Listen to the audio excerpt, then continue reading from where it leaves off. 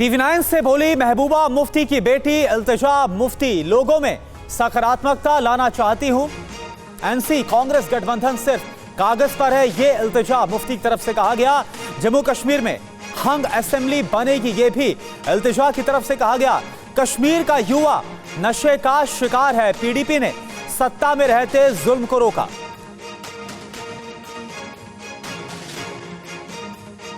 जम्मू कश्मीर चुनाव में तमाम मुद्दे हैं, वो तमाम बड़े चेहरे हैं जो इस चुनाव मैदान में अपने अपने मुद्दों को लेकर लोगों के सामने हैं। लेकिन एक चेहरा जो युवा चेहरा है, एक चेहरा जिसके बारे में लगातार बात हो रही है, वो है इल्तिजा मुफ्ती। और हमारे साथ आज TV9 भारतवर्ष पर इल्तिजा मुफ्ती हैं।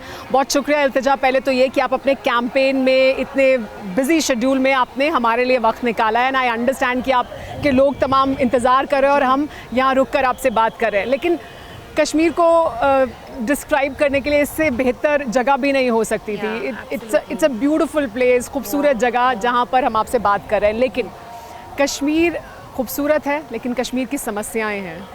इल्तिजा कैसे देखते हैं जब आप ये सब देखकर फिर हालात को देखते हैं? तो ऑब्वियसली लगता है कभी कभी कि शायद कहीं कर्स है, श्राप है, बिकॉज इतनी खूबसूरत जगह को तो स्विट्ज़रलैंड से भी ज़्यादा खूबसूरत है, लेकिन अनफॉर्चुनेटली यहाँ लोगों को इतनी घुटन है, इतना दर्द है, इतने घाव हैं जो भरने हैं। तो ये तो आउट एक्सटीरियर आपको ब्यूटी लगता ही है, लेकिन लोगों के दिल के अंदर इतना दुख है, इतना दर्द है।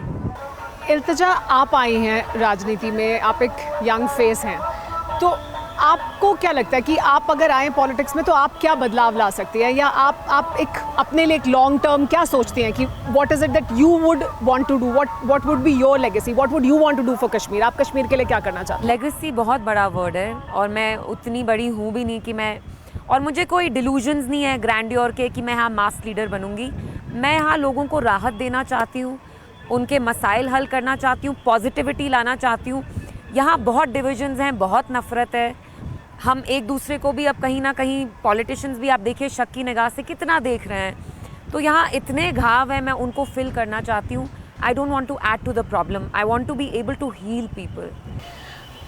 लेकिन आपकी फैमिली पॉलिटिक्स के साथ जुड़ी रही है, इस बार आपने फैसला किया कि आप चुनाव में आए, तो वो क्या टर्निंग पॉइंट था जब आपको लगा, क्योंकि आप जुड़ी रही हैं अपनी मदर के साथ, या एक बैकड्रॉप में आप रहे, बैकग्राउंड में आप रहे, लेकिन वो क्या था कि इल्तिजा को जिसने मोटिवेट किया कि नहीं मुझे भी अब सामने आना चाहिए या मुझे चुनाव लड़ना चाहिए? ऑनेस्टली ये पार्टी का डिसीजन था। उनको लगा, क्योंकि 2019 से मैंने लगातार बात की एंड दे फेल्ट कि मैं एक स्ट्रॉन्ग वॉइस बन गई हूँ और मैंने हमेशा सच बोला। जब आर्टिकल 370 एब्रोगेट हुआ तो ये पार्टी का डिसीजन था कि हमारी असेंबली वीक होगी, लेकिन उसमें मजबूत आवाज़ होनी चाहिए, बिला खौफ जो बात करें। महबूबा मुफ्ती साहिबा ने फैसला किया कि वो नहीं लड़ेंगी चुनाव, मतलब उन्होंने कहा कि मुझे ये असेंबली टूथलेस होगी या उसमें वो पावर नहीं होगी, ताकत नहीं होगी जो पहले थी। यही बात उमर अब्दुल्ला साहब ने भी कही थी, लेकिन उन्होंने अपना फैसला बदला। उन्होंने, जैसे एनसी बदलती है बहुत बार, महबूबा मुफ्ती ने नहीं बदला। उन्होंने फिर भी ये फैसला किया कि मैं नहीं लड़ूंगी, चुनावी मैदान में नहीं आऊँगी।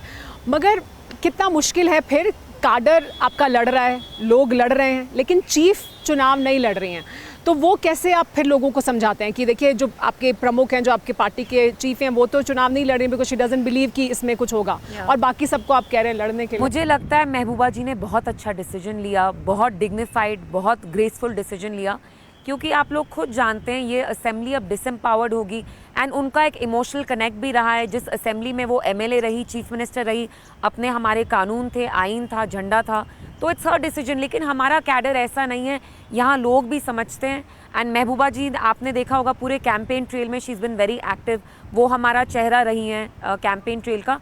सो पीपल अंडरस्टैंड कि वो बहुत इमोशनल है और उनने सही डिसीजन लिया नहीं लड़के कहीं पर। लेकिन आपको समझाना पड़ता है अपने काडर को, अपने कार्यकर्ताओं को या अपने लोगों को कि नहीं देखिए वो अगर नहीं लड़ रही हैं तो इसके पीछे ये वजह है।